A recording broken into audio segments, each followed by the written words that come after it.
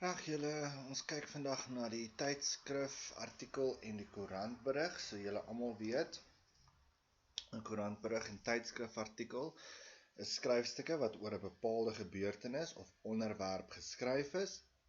Dit word in 'n koerant of 'n tydskrif gepubliseer en dit gee die feite aan die lesers oor aktuele onderwerpe. Die doel is ook om die leser in te lig, op te voed en te vermaak. So, newspaper articles and magazine articles are pieces of writing about a specific happening or a specific topic. It is published in a newspaper or in a magazine, depending on what type you are writing, and it gives facts to the readers about actual topics in this case referring to topics happening now, newsworthy things that are currently happening, current affairs, in other words, those kinds of things. The whole goal behind it is to inform the reader or to teach them, to give them new information, things that they did not know, and also to entertain them. So there are quite a few different ways in which we can do that. Goed. So, jy begin altyd met 'n opskrif. You always start with a heading. Onder jou opskrif is die skrywer van die artikel en die plek waar die artikel geskryf is. So you will start with who the author of the article is and then what or in which town or suburb or city or wherever it is that they wrote this article. Goed. Die tema of die onderwerp moet interessant aangebied word. So you need to make sure that the topic that you have chosen or the topic that you are given, that it is presented in an interesting way. Okay? Die onderwerp moet aktueel wees en die leser se belangstelling prikkel. So, obviously, in the exams we will give you a current affairs topic or something that is probably happening around the world every day or every second day or so on, and it has to make the reader interested in what you are writing. Die titel of opskrif is kort en treffend en moet by die onderwerp pas. So the title or the heading is short and it's supposed to be interesting. Now, most of the times in the exams they will be giving you a topic and they might even give you the title for your article. They will tell you you are writing about a teenager who saved a child from a burning building. Use the following heading and write an article. Then they will give you the heading Jong seun red baba uitgebou or something like that. Alright? So they will give you that. If they don't give it to you, make sure that you focus on what the topic is about and then choose your title accordingly. If we read this little part here, it says, Uiter 'n mens die woorde kung fu kom baie stereotypiese beelde oor oosterse gevegkuns by jou op. So already we're looking at stuff regarding kung fu and stereotypes and all of those things. So now it says, if we look at the title, it says Vrystater wil almal in voordele van oosterse gevegkuns laat deel. So we are looking at stereotypes of kung fu or Eastern fighting methods like kung fu or karate or whatever the case might be.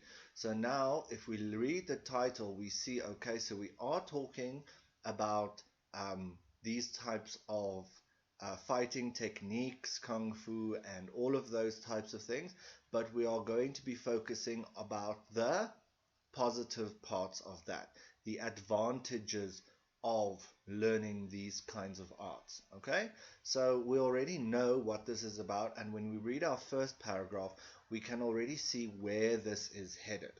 Okay, so that is what your title and your first paragraph need to do. Need to tell us what it's about and where we are headed. Goed. Inleidingsparagraaf moet die inhoud ontsluit. In other words, it needs to tell us in as few as possible words what it is we are going to be reading about. Dit moet kort en kragtig wees en die leser dadelik in 'n prentjie of in die prentjie bring. So it has to be short and to the point, and it immediately needs to draw you into this topic that you're going to be reading about. Belangrike nuus of die nuusmaker, in other words, that which is most pertinent or most important to your article, must be first. Alright? Die inhoud en inligting moet logies en betrouwbaar wees. So again, keep your content logical and keep it believable. Alright? Die waarheid mag nie verdraai word nie. We are not writing for a tabloid here. We are writing for a newspaper, a koerant, of a Tydskrif, a magazine. So your truths may not be twisted. You cannot change the facts. Alright? Inligting moet duidelik uiteengesit word en subtitels kan ook gebruik word. So content must be clearly put out and you can use subtitles throughout. Think about a lot of the articles that you've now been reading about this COVID-19. A lot of the times they will have subheadings in their paragraph or in their article saying symptome, behandeling, verspreiding, those kinds of things. So underneath each symptome, they will explain the symptoms. Behandeling, they will explain what treatment processes have been used in the past. They will explain then under verspreiding how the virus is spread. Okay, so you can do stuff like that. Just remember as well, this is 120 to 180 words, and all subtitles will be included in your 120 to 180 words. So don't use subtitles if you are scared that the content is going to go awry, because remember, format only counts so much. Content still counts the most. Okay? Woorde moet eenvoudig en verstaanbaar wees. No use in using super difficult words to understand. Keep it simple, né? Styl moet maklik verstaanbaar en interessant wees. So we have to have an easily understandable format, and it has to be interesting. Again, keep in mind die teikengroep. Alright? So your target audience must be kept in mind. We spoke about this when we discussed previous formats. If you are writing specifically for, let's say, a primary school or a school newspaper, you are going to keep the jargon to a minimum, rather explain something than use a big word that people won't understand. Alright? Feite kan opspraakwekkend wees. So again, yes, you can have a little bit of sensation in there. So it is, after all, something that we want in our articles, because if there's no sensation, why are we reading them? En dan aanhalings kan gebruik word. You can make use of quotations. Let's say, for example, you are quoting the Minister of Education on something, or you are writing an article about education, then you may quote the Minister of Education on whatever the case might be.